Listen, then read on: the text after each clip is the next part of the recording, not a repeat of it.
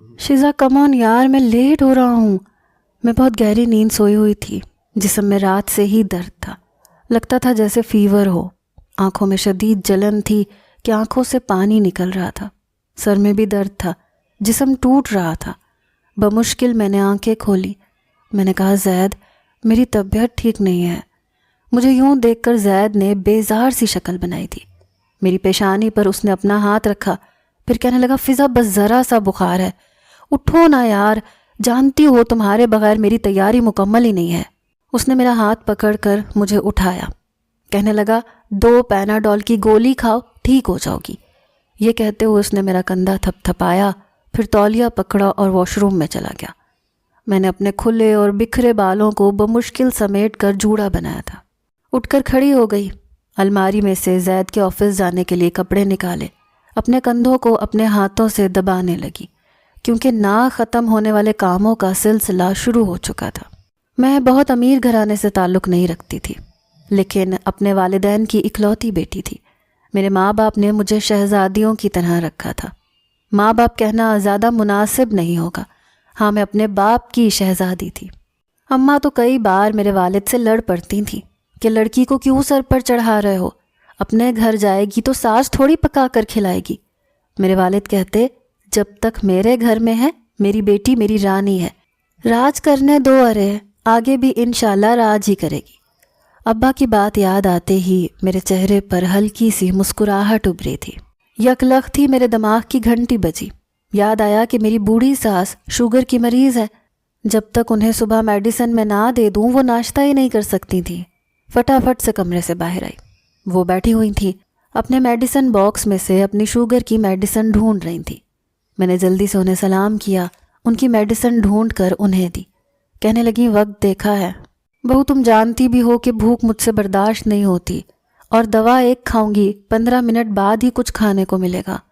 میں نے کہا جی بس جسم میں بہت درد تھا، ایسا لگتا ہے بخار ہو۔ کہنے لگی ایک تو آج کل کی لڑکیوں میں یہ بڑا مسئلہ ہے، 4 کام کیا زیادہ کرنے پڑ جائیں بیمار ہو جاتی ہیں۔ ارے ہم نے تو اپنے پورے سسرال سنبھالے تھے، جاؤ اب جلدی سے ناشتہ بنا کر دو۔ میں نے کہا جی اماں، بس 2 منٹ میں فٹافٹ سے کچن میں آ گئی۔ پورا بدن درد سے چور تھا۔ ساس کو ناشتہ بنا کر دے ہی رہی تھی کہ جب زید کے پکارنے کی آواز میرے کانوں میں گونجی، میری ٹائی کہاں ہے؟ مجھے ایک دم یاد آیا کہ میں تو ٹائی رکھنا ہی بھول گئی تھی۔ میں نے کہا آ رہی ہوں۔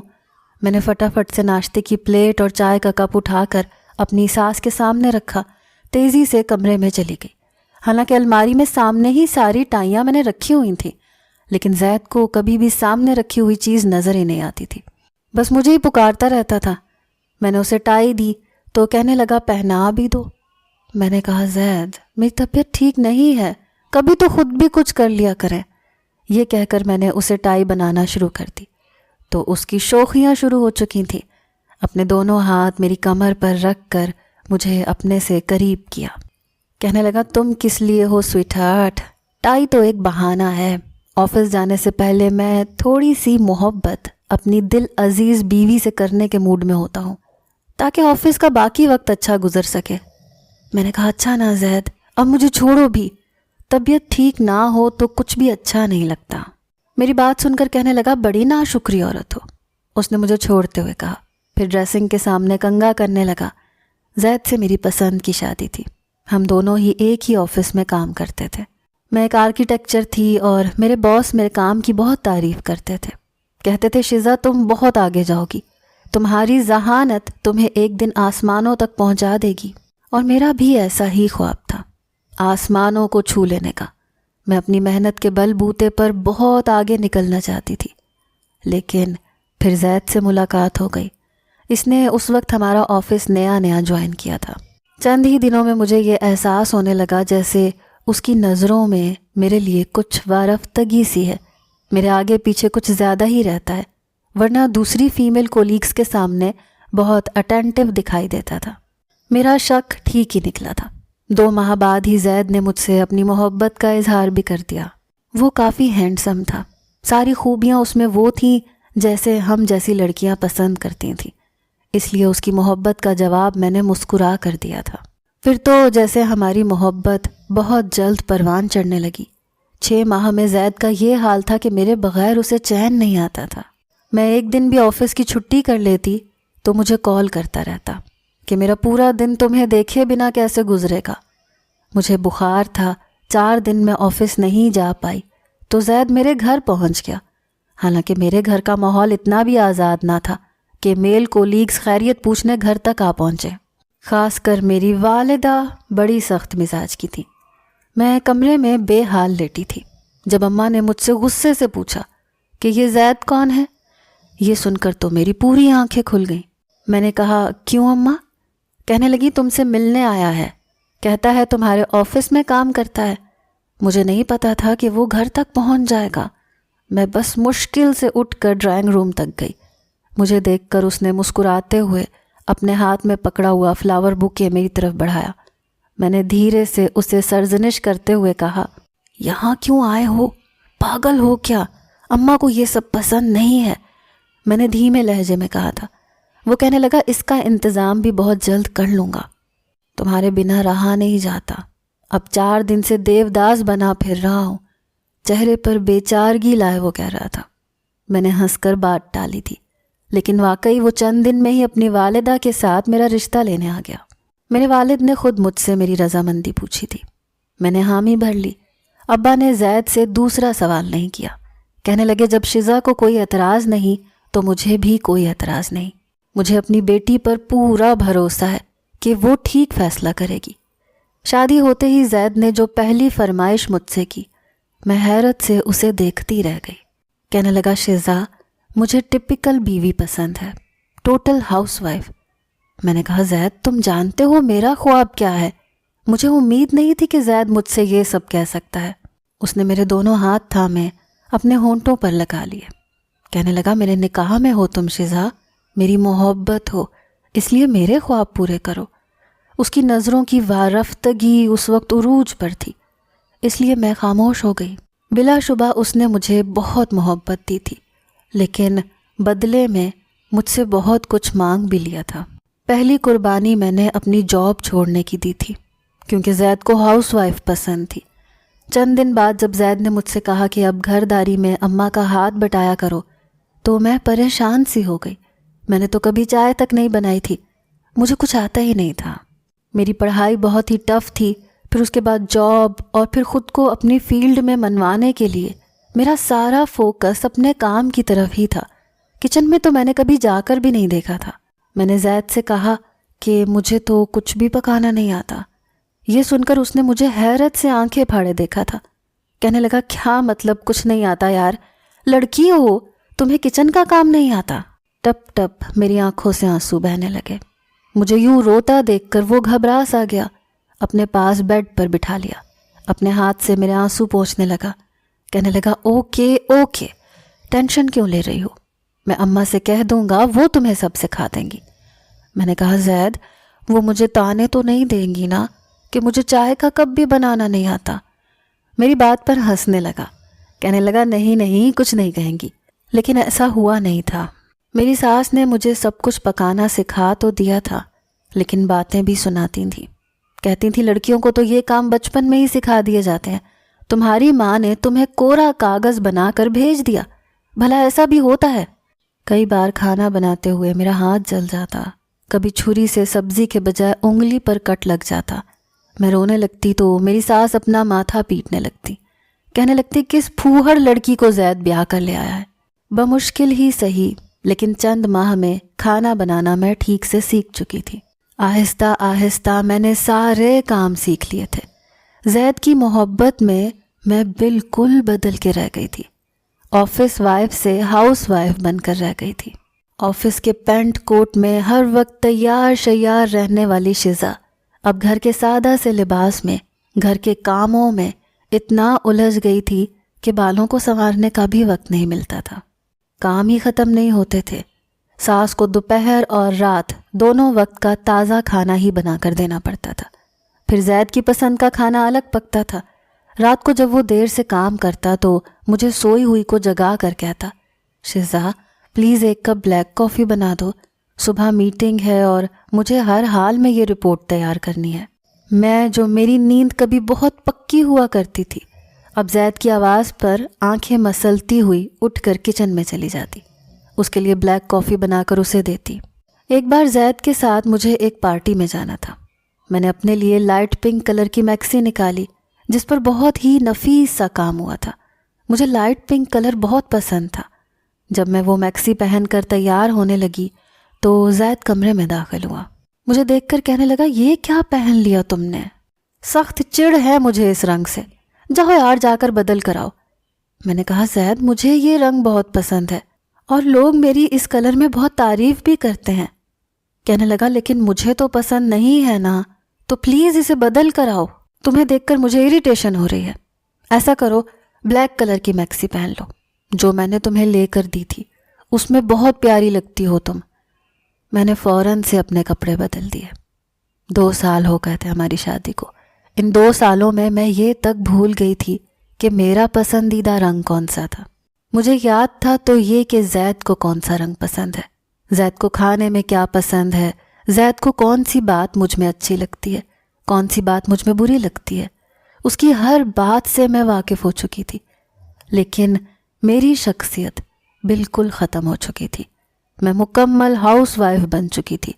اب تو کبھی عام سا اسکیچ بھی بنانا ہوتا تو میرا دماغ کام ہی نہیں کرتا تھا، میں بنا ہی نہیں پاتی تھی، سب کچھ بھول بھال گئی تھی۔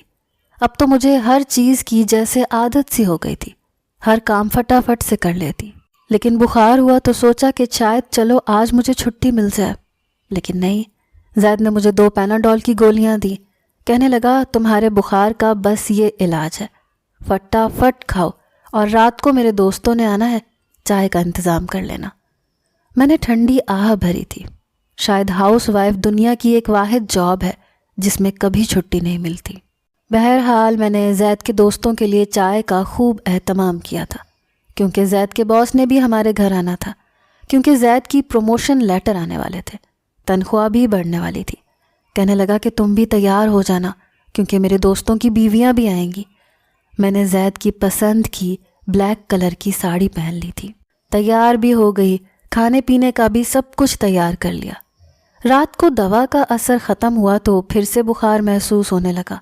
میں نے پھر سے 2 گولی پیناڈول کی کھا لی اور باقی کی تیاری کرنے لگی۔ رات کو زید اپنے دوستوں کے ساتھ ہی گھر پر آیا تھا۔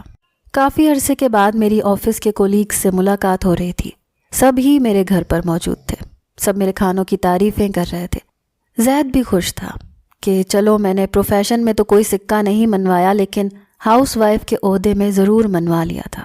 وہیں پر آفس کے باس نے میرے پاس آ کر کہا کہ تم نے نوکری چھوڑ کر اچھا نہیں کیا، اگر تم 2 سال مزید اسی آفس میں ہوتی تو آج یہ پروموشن تمہیں مل رہی ہوتی۔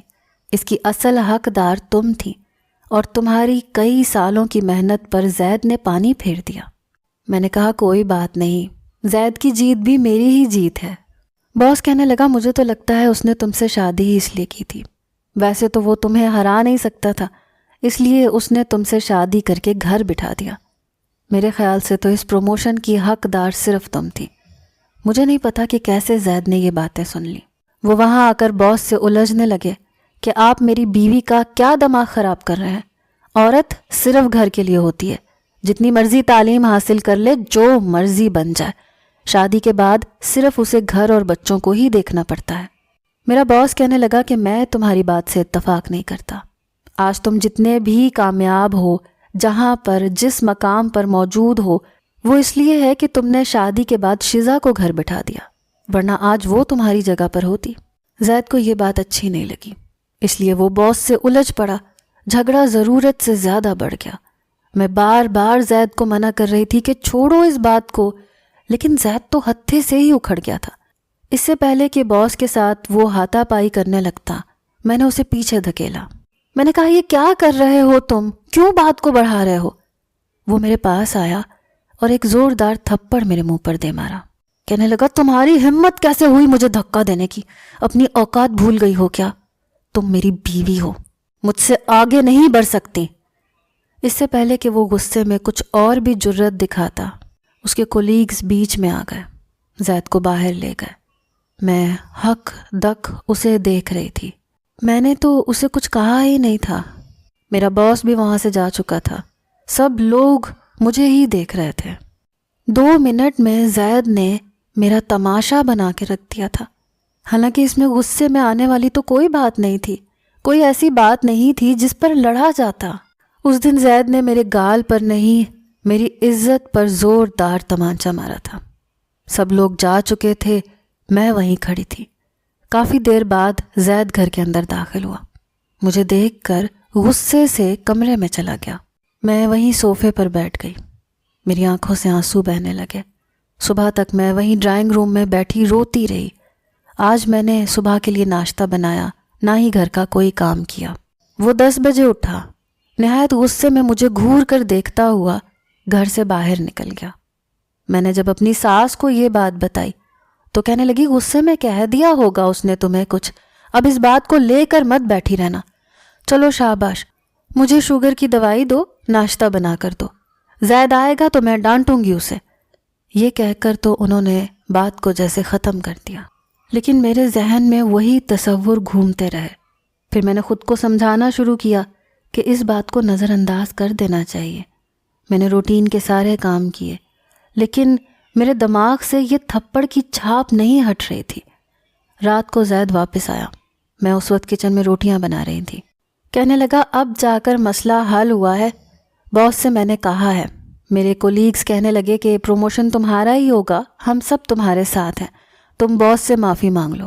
میں اس کی بات سن رہی تھی۔ کہنے لگا، شکر ہے معاملہ رفع دفع ہو گیا۔ یہ کہہ کر کہنے لگا، صبح سے بھوکا ہوں، فٹافٹ سے روٹی بنا دو، مجھے کھانے کو کچھ دو۔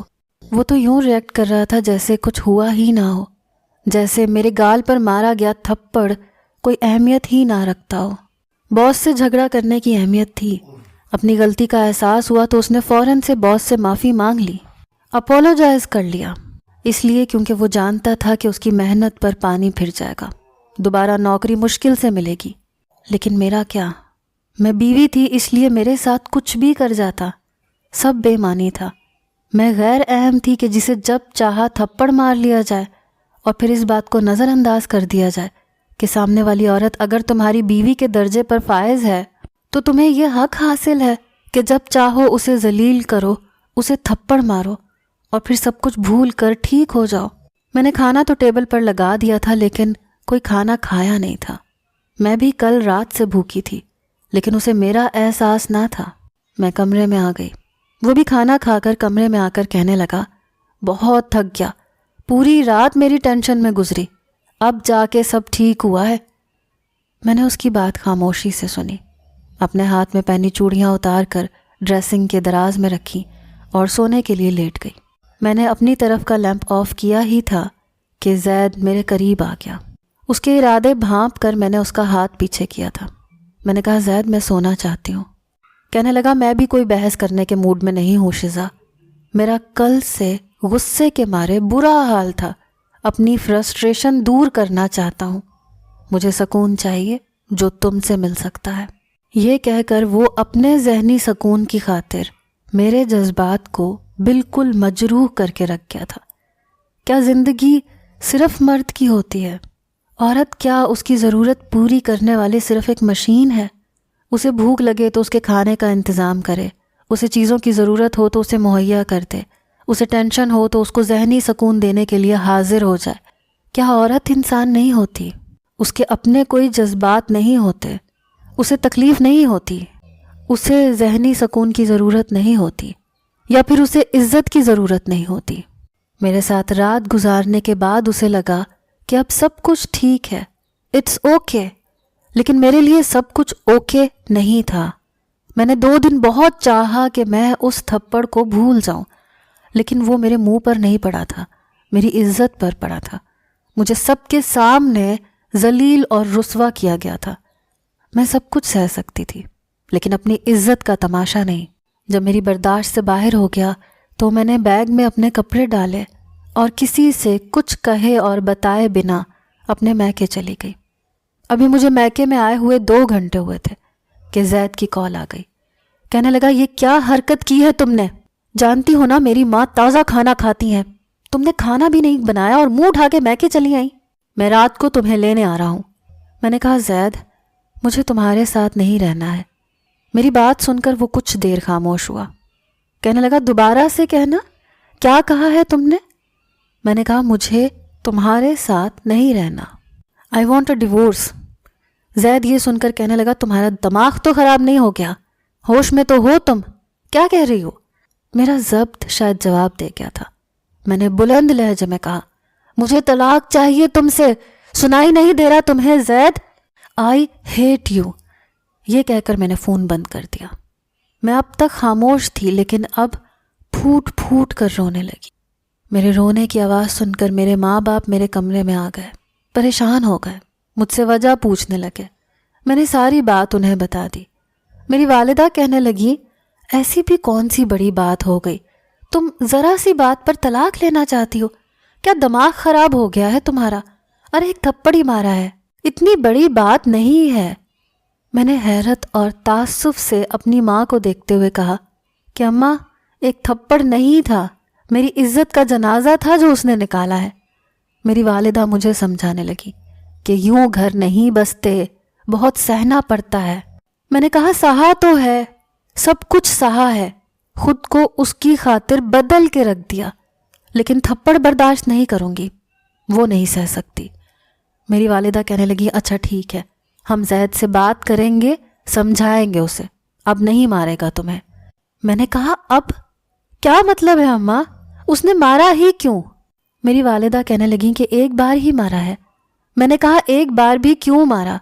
ایک بار بھی کیوں اماں؟ میں نے اپنے بابا کی جانب دیکھا۔ میں نے کہا میری 2 روٹیاں آپ پر بوجھ تو نہیں ہے نا بابا؟ میرا یہ کہنا تھا کہ میرے والد کی آنکھیں نم ہو گئیں۔ انہوں نے نفی میں سر ہلایا، کہنے لگے نہیں، تم مجھ پر نہ پہلے کبھی بوجھ تھی نہ اب ہو، تم جو چاہتی ہو میں تمہارے ساتھ ہوں۔ چند گھنٹوں بعد ہی زید ہمارے گھر پر آ گیا۔ میرے والد نے صاف کہہ دیا کہ وہ یہاں سے چلا جائے، شیزا اس سے بات نہیں کرنا چاہتی، لیکن وہ بضد تھا، کہنے لگا شیزا سے بات کیے بغیر نہیں جاؤں گا، بلکہ اسے اپنے ساتھ لیے بغیر بھی نہیں جاؤں گا۔ بلائے اسے، سمجھ کیا رکھا ہے اس نے رشتوں کو؟ کیا کوئی تماشا ہے، کوئی کھیل ہے کہ وہ منہ اٹھا کر مجھ سے طلاق مانگ لے گی؟ میری والدہ نے میرے کمرے کی جانب اشارہ کر دیا، کہنے لگی میں تو اسے سمجھا کے تھک گئی ہوں، تم ہی اسے سمجھاؤ۔ میں اپنے کمرے میں بیٹھی تھی جب وہ میرے کمرے میں بڑے غصے سے داخل ہوا، کمرے کا دروازہ بھی بڑی زور سے بند کیا، میرے پاس آ کر بیٹھ گیا، کہنے لگا کیا تم نے ذرا سی بات کا تماشا بنایا ہے؟ کیا کہا ہے میں نے تمہیں؟ میں نے کہا تم نے میرے منہ پر تھپڑ مارا ہے، میں نے یہ حق کسی کو نہیں دیا کہ کوئی مجھے بھری محفل میں یوں ذلیل کرے۔ وہ کہنے لگا میں کوئی نہیں ہوں تمہارا، شوہر ہوں تمہارا، اس وقت غصے میں تھا، بے اختیار مار دیا میں نے تمہیں تھپڑ، اتنی بڑی بات تو نہیں ہے۔ میں نے کہا تم ہوتے کون ہو مجھے تھپڑ مارنے والے؟ میں نے یہ اختیار کسی کو نہیں دیا، شوہر کو بھی نہیں، کہ وہ جب چاہے سب کے سامنے تھپڑ مارتا رہے۔ مجھے رہنا ہی نہیں ہے تمہارے ساتھ، مجھے طلاق چاہیے۔ کچھ دیر تو وہ مجھے گھور گھور کے دیکھنے لگا، کہنے لگا تمہیں تھپڑ یاد ہے، تمہیں یہ یاد نہیں کہ میں نے کتنی محبت دی ہے تمہیں، کتنا چاہا ہے تمہیں۔ تمہیں کھانا بنانا نہیں آتا تھا لیکن میں نے تمہیں کبھی اس بات پر طعنہ نہیں دیا، بلکہ میری ماں نے تمہیں کھانا پکانا سکھایا۔ میں نے بھی تو سب کچھ برداشت کیا ہے نا، کیونکہ مجھے تم سے محبت ہے۔ میری ساری محبت بھول گئی تمہیں بس یاد ہے تو بس وہ ایک تھپڑ۔ میں نے کہا تو کیا میں نے تمہیں بدلے میں محبت نہیں دی؟ کیا میں نے تم سے پیار نہیں کیا زید؟ میں نے تمہارے لیے خود کو بدل کے رکھ دیا۔ مجھے تو یہ تک یاد نہیں کہ مجھے رنگ کون سا پسند ہے، لیکن مجھے یہ یاد ہے کہ تمہیں کون سا رنگ اچھا لگتا ہے۔ مجھے کھانا نہیں بنانا آتا تھا، میں نے تمہارے لیے سب کچھ سیکھ لیا۔ اپنی شخصیت کو مکمل طور پر کھو کر میں نے خود کو تمہارے رنگ میں ڈھال لیا۔ وہ کہنے لگا تو کیا احسان کیا ہے تم نے مجھ پر؟ شیزا بیگم، تم بھول رہی ہو کہ جو کچھ تم نے کیا ہے، ہمارے معاشرے کی ہر عورت اپنا گھر بسانے کے لیے یہی سب کچھ کرتی ہے۔ اپنے شوہر کے گھر کے ماحول میں وہ خود کو ڈھال لیتی ہیں، اسی کے رنگ کو اپنا کر اپنا گھر چلاتی ہیں، ایک تھپڑ پر طلاق نہیں مانگتی۔ میں نے کہا لیکن مجھے چاہیے، میں تمہارا یہ تھپڑ بھول ہی نہیں پا رہی ہوں، اور اس تھپڑ کی چھاپ کے ساتھ میں تمہارے ساتھ نہیں رہ سکتی، تمہارے ساتھ سو بھی نہیں سکتی۔ کہنے لگا اگر میں تمہیں طلاق نہ دوں تو کیا کر لو گی؟ میں نے کہا میں عدالت کا دروازہ کھٹکھٹاؤں گی، خلا کا نوٹس دوں گی، مجھے تمہارے ساتھ اب رہنا ہی نہیں ہے۔ وہ مجھے دیکھنے لگا، غصے سے کہنے لگا ٹھیک ہے، جاؤ شاباش، جا کر جوتیاں گھسیٹو کورٹ کچہری میں، لیکن طلاق تمہیں وہاں سے بھی نہیں ملے گی۔ میری بھی اب یہ ضد ہے کہ تمہیں طلاق نہیں دوں گا۔ یہ کہہ کر وہ کمرے سے باہر نکل گیا۔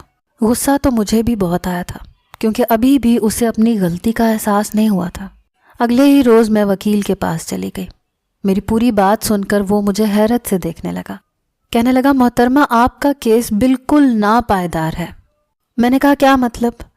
کہنے لگا مطلب just one sleep, are you mad? کیا آج تک کسی عورت نے ایک تھپڑ پر طلاق لی ہے؟ جس معاشرے میں ہم رہتے ہیں وہاں پر 90% عورتیں اپنے مردوں سے مار کھاتی ہیں لیکن طلاق نہیں لیتی۔ میں نے کہا ہمارے معاشرے کا یہی تو المیہ ہے، ظلم سہنے کو بہادری سمجھا جاتا ہے۔ اگر پہلی عورت نے اپنے شوہر کے پہلے تھپڑ پر اس سے طلاق لے لی ہوتی تو دوبارہ کسی کی جرت نہیں ہوتی۔ میری بات سن کر اس نے گہری سانس لی تھی۔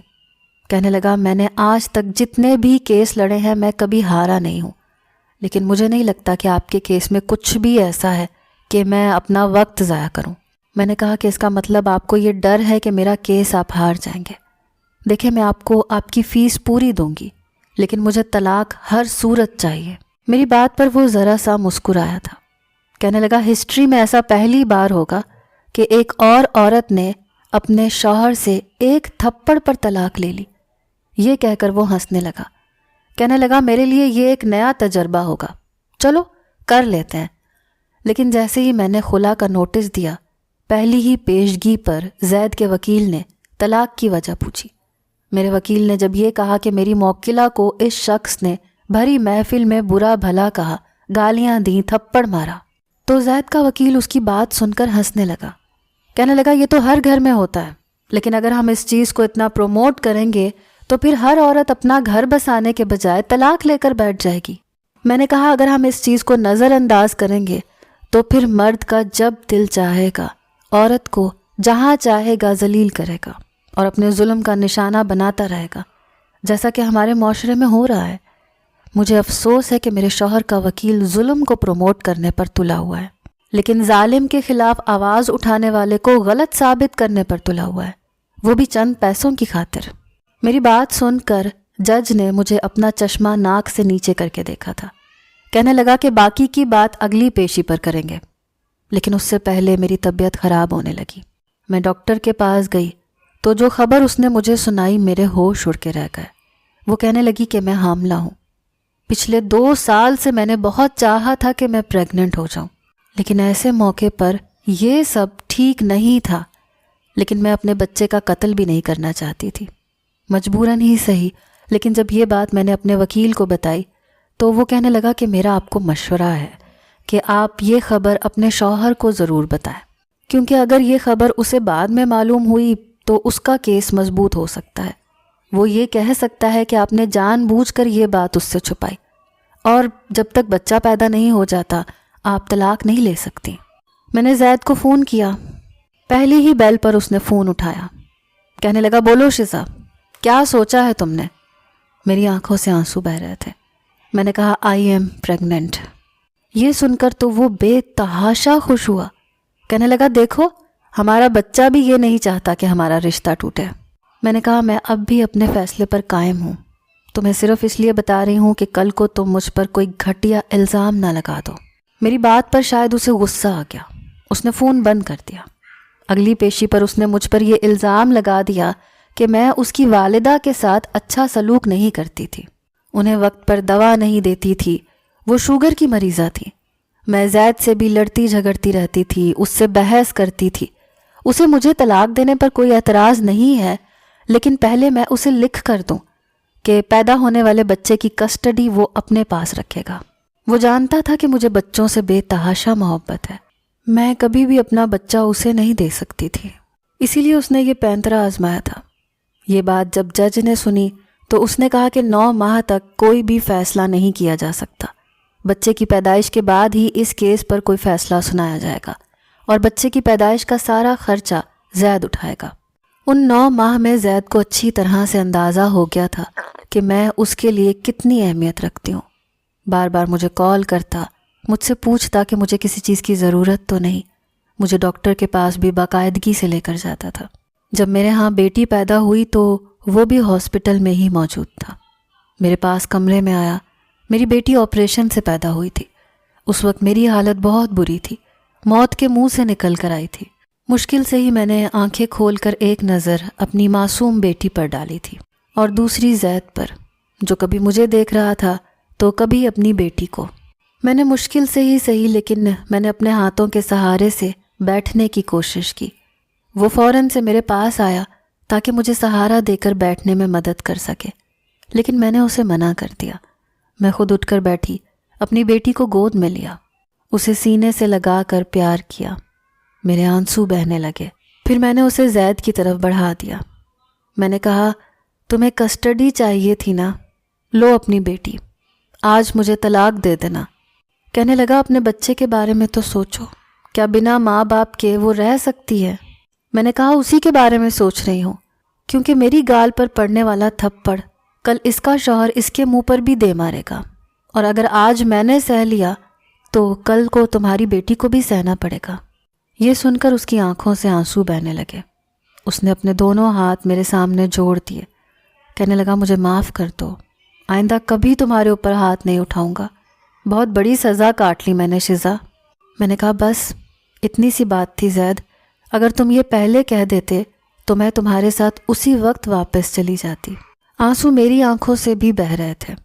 مجھے اسے غلطی کا احساس دلانا تھا تاکہ دوبارہ کبھی بھی مجھ پر ہاتھ نہ اٹھا سکے۔ عورت تھپڑ کھانے کے لیے پیدا نہیں ہوئی۔ آپ کی کیا رائے ہے؟ کیا عورت کو چپ چاپ تھپڑ کھا لینا چاہیے؟